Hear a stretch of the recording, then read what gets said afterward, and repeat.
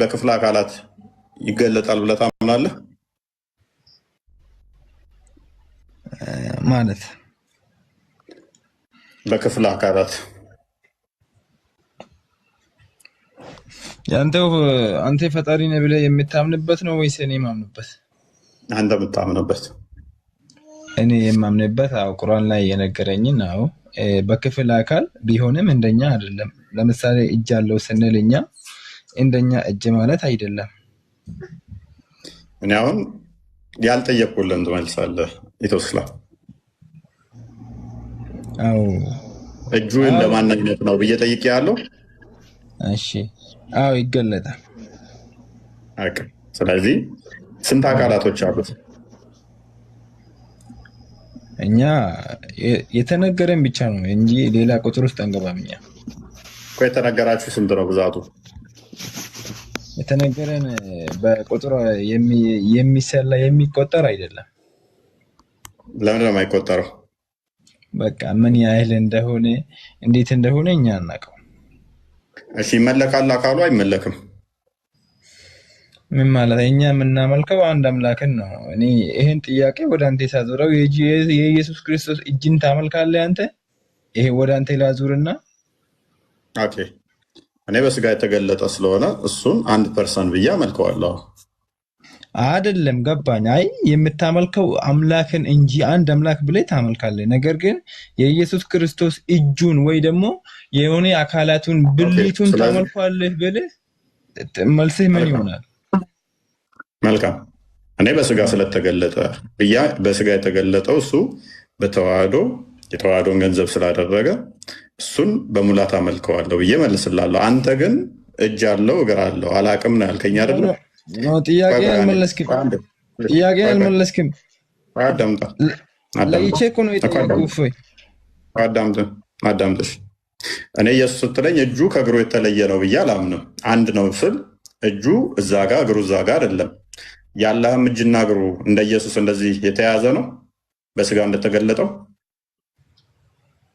ማለት እንዲህ ሲጀመር እጅና እግሩ 1 ፖይንት ላይ የተያዘ ነው። አንድ ወጥ ነው አላ። ይሄ ሲጀመር ታዲያ አይደለም የምትል ከሆነ እኮ ማስረጃ ይጠይቀሃል። ነገር ግን ነው አይደለምም ነውም አልጠየቅኩም። እኔ ክርስቶስ ስትጠይቀኝ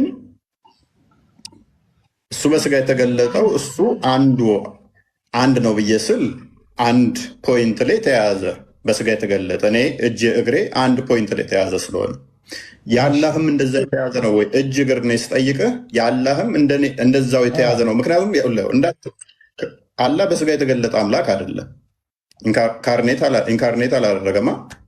ስለዚህ በስጋ የተገለጠ እንዳልሆነው ሁሉ ሳይሆን እጁ እግሩ የተገጣጠመ ነው ወይ? እንደዛ ከሆነ ይህንን ጥያቄ አልጠይቅህም ማለት ነው። የአንተ አምላክ በስጋ ተገልጧል እፎይ?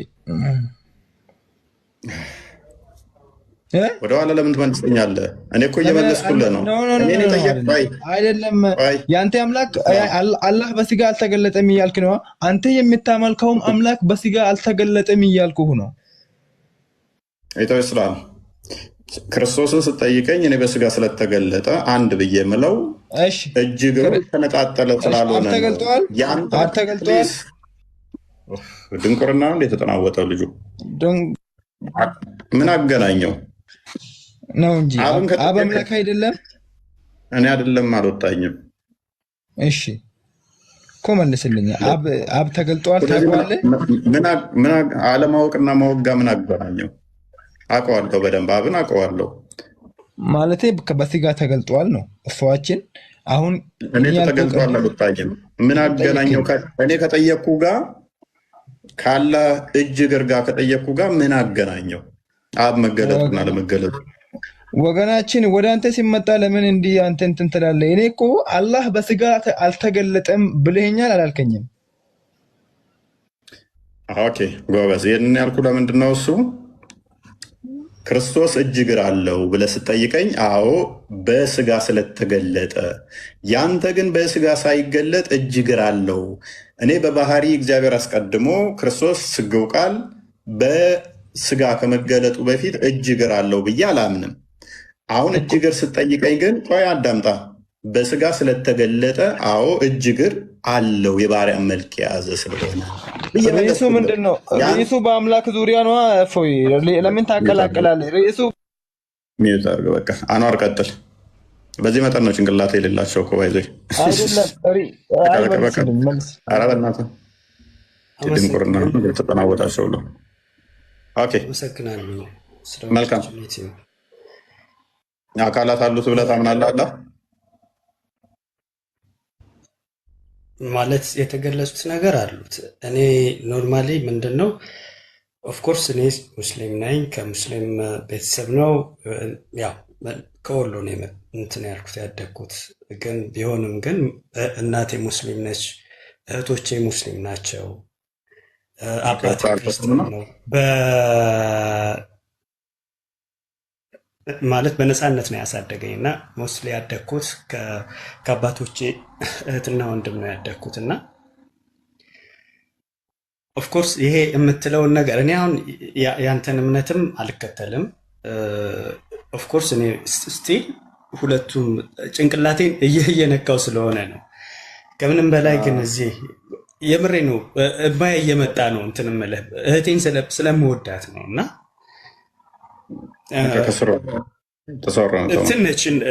ከስሮ ነው ተማር። እፎይ አሁን በእኔ ዙሪያ እናውራና ከዛ እኔ እወጣለሁ። በአንተ ዙሪያ አንተን የህይወት ታሪክ ምን ያደርግልኛል? የህይወት ታሪክ አይደለም፣ የህይወት ታሪክ አይደለም። ማስረጃ ካለክ በዚህ በክፍሉ ተያይዟል ወይ የተገነጠለው ምናምን በምትለው ላይ አንተ እኮ እንድትነግረኝ ነው። ሙሉ የሙስሊም ሊቃውንቶች አንተ ንገረኝ እያልኩህ እኮ ነው እኮ ሙሉ የሙስሊም ሊቃውንቶች ቁርአንም ላይ ሐዲስም ላይ አካላቶች አሉት፣ ግን እንደ ሰው ብልት ያላቸው የተገጣጠሙ አይታመንም። በቃ ከነጭራሹ እኮ የተገጣጠመ ነው። እሺ የተገጣጠመ ነው። የተገጣጠመም የተነጣጠለም የተከፋፈሉን ብለን አናምንም። ታዲያ ምንድነው ብለን የምታምነው? አንድም እንደዚህ ብሎ የሚያምን ሙስሊም የለም እኮ። ምንድነው ብለን የምታምነው? ምንድነው ብላችሁ የምታምኑት? እሺ የሱ ባህሪዎቹ ናቸው ብለን የምናምነው። ኦኬ እጅ ሊተራል እጅ አለው የለውም? እሺ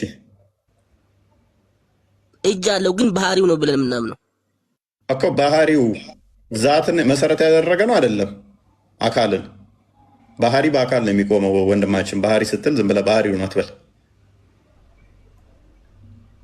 እጁ ባህሪው ነው አይደል እኮ። ባህሪው ነው እጁ ባህሪው ነው።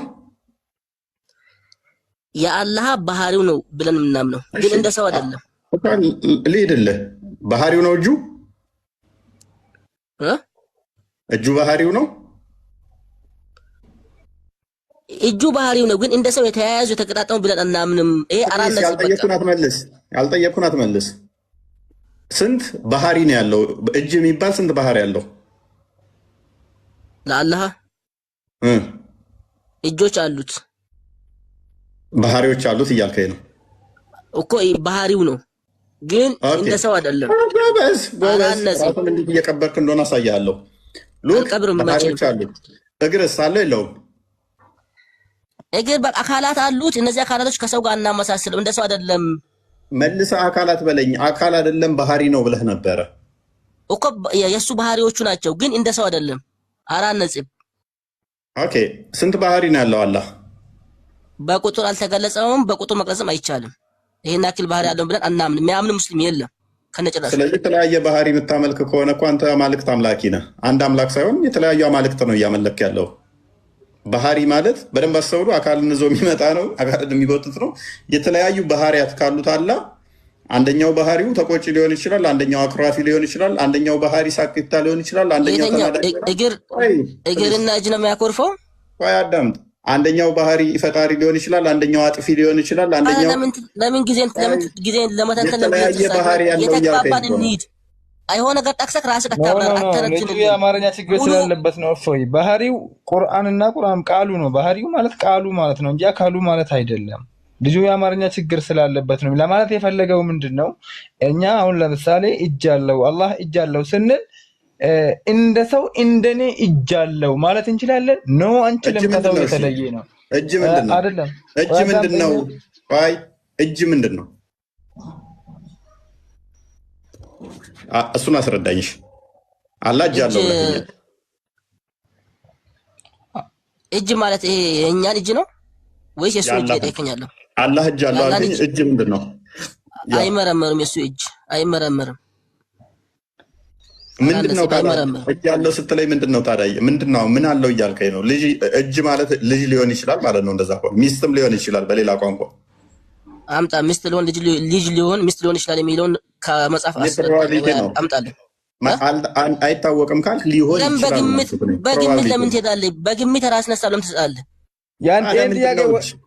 ይህን ጥያቄ ወደ አንተ ታስሮ የአብ እጅ ምንድን ነው? ቆይ አቁም። የአብ እጅ ምንድን ነው? እፎይ ካሊድ ሚውት አድርገው።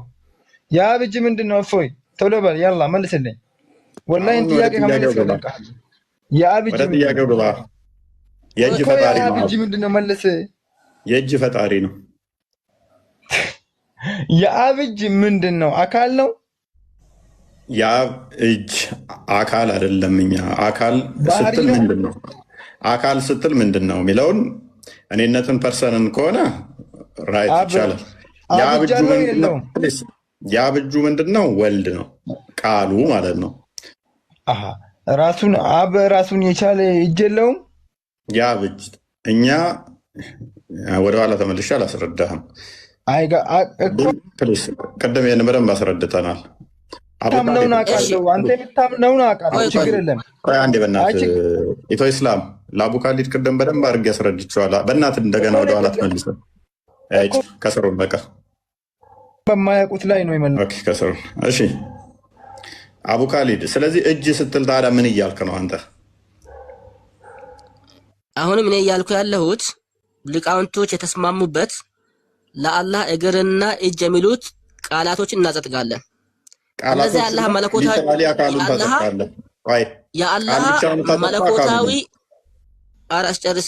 የአላህ መለኮታዊ ባህሪውና ሲፋቱ ናቸው ብለን የምናጸድቀው። ከዛ ደግሞ እነዚህ ደግሞ እንደ ሰው የተያያዙ ናቸው፣ የተነጣጠሉ ናቸው ብለን ደግሞ ይህንን በፍጹም የተናገረም አንድ አስተማሪም የለም። ነብዩ ሰለላሁ ዐለይሂ ወሰለም አልተናገሩም። ይሄንን እንደ ሰው ሁለት እግር ይሄዳል እንዲህ ተነጣጥሏል ተያይዟል የሚለው ነገር አንተን ያመጣው ይሄን ሐሳብ ከመጽሐፍ ከቁርአንም የለም። ያንተ ሐሳብ ነው ይሄ። አንድ ሙስሊም ደግሞ የአላህ አካሎቹ እንዲህ ናቸው የተነጣጠሉ ናቸው የተያያዙ ናቸው በሚለው አንድ ሙስሊም ጥያቄ የሚያነሳ ሙስሊም የለም። ለምን እኛ መመርመር የለብንም? ሙስሊሙማ ለምን ያነሳል? ዝም ብሎ የተነገረውን አቤት ብሎ የሚከተል ነው። ለምን አረ እንደዛ አቤት አይልም። እኛ የፈለገው ሙስሊም ቅርና የፈለገው ክርስቲያን የፈለገው አንብቦ የመረዳት አቂም አለ። ቁርአን አልተጠበቀም። ግልጽ ሆነ ቁርአን። ያ ግልጽ የሆነው ካዳ ምንድነው? የሆነ አቡ ካሊድ፣ ስለዚህ በደንብ አስተውል። እኛ የእግዚአብሔር ክንድ ለማን ተገልጧል ሲል ስለ ክርስቶስ መገለጥ እየተናገረ ነው። ለምሳሌ ይህ ክፍል ሙሉ ስዕለቱን የሚናገር ነው።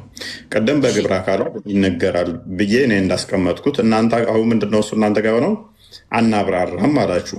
ማታብራሩ ከሆነ ግን እጁ ማየት ይችላል ወይ? እጁ መስማት ይችላል ወይ? እጁ ፍቃድ አለው ወይ? እጁ መፍጠር ይችላል ወይ? እግሩም በተመሳሳይ ማየት ይችላል ወይ? እግሩ መስማት ይችላል ወይ?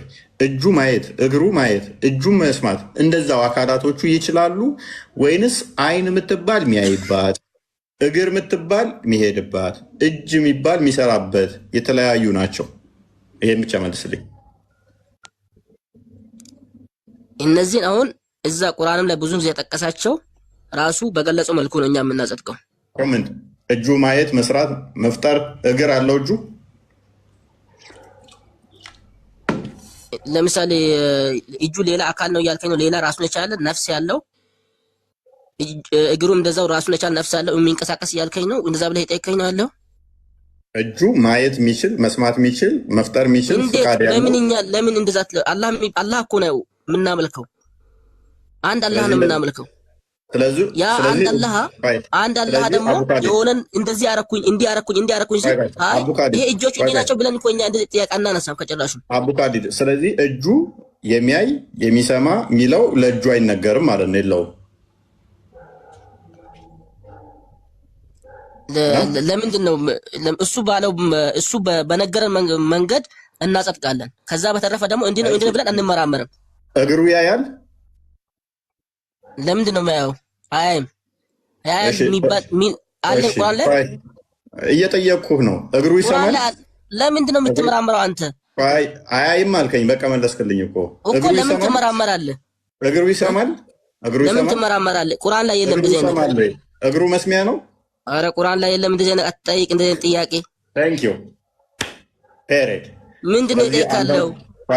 የምታመልከው ፍጡር እንደሆነ እያሳየውህ ነው። የኔች የአንተን ሶስት አካል ማመሳሰል ነው። ጭንቅላት የሌለው ከኔ አምላክ ጋር በምንድን ነው የሚመሳሰለው?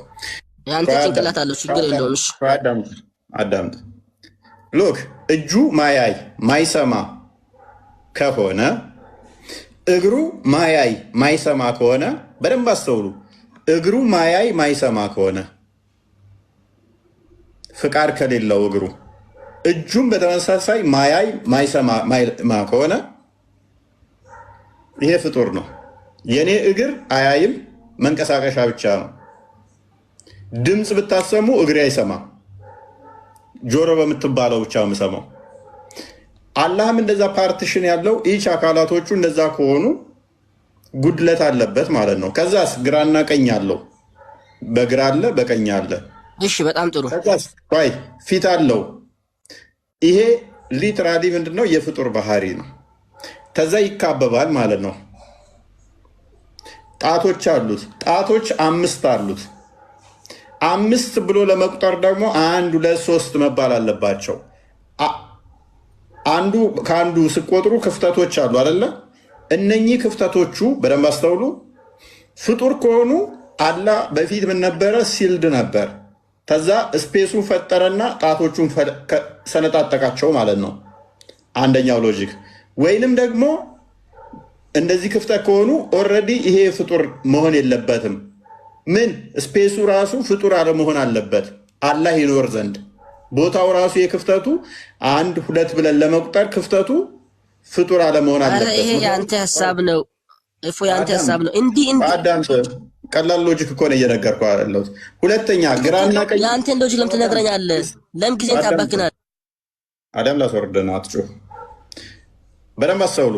ግራና ቀኝ አለው ከተባለ ደግሞ ግራና ቀኝ ከመኖራቸው በፊት አላህ እጅ አልነበረውም ማለት ነው። ግራና ቀኝ ዳይሬክሽን ናቸው፣ አቅጣጫ ናቸው። በግራና በቀኝ ካለው እነኚህ ፋይናይት የሆኑ አቅጣጫዎች ከመፈጠራቸው በፊት አላህ የለም ነበር ማለት ነው።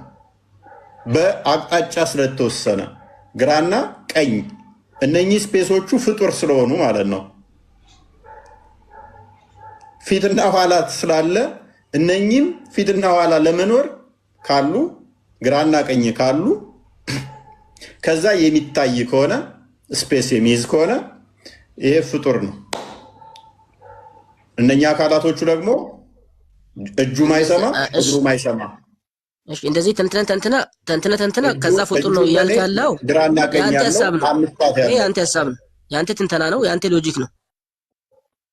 አንተ ራስህ መለስክልን እኮ። ይሄ ያንተ ሎጂክ ነው። ራስህ አውጥተህ ራስህ እንዲህ ለፈጣሪ ቆይ ለፈጣሪ እንዲህ ቢሆን ነበር ይባላል። አላህ ስንት እጅ ነው ያለው? አይደለም ለፈጣሪ እንዲህ ቢሆን ነበር ራስህ አውጥተህ ራስህ 4 ነጥብ ትዘጋለህ። በቃ የዚህን አልተዳረክ አይበቃም። ኮስቴ ወይናይ ስለዚህ እነኛ አልተገለጠም ልትለኝ ከሆነ መልስህ ምንድን ነው እያልከን ያለኸው? ቃለ አምላክህን ሳታውቅ እኔ ጋር ምንድን ነው የምትደረገው ነው? ይለያሉ ደግሞ የዛሬው አምላክህን አካል ወቅና ና ነው የእኛ ጥያቄ።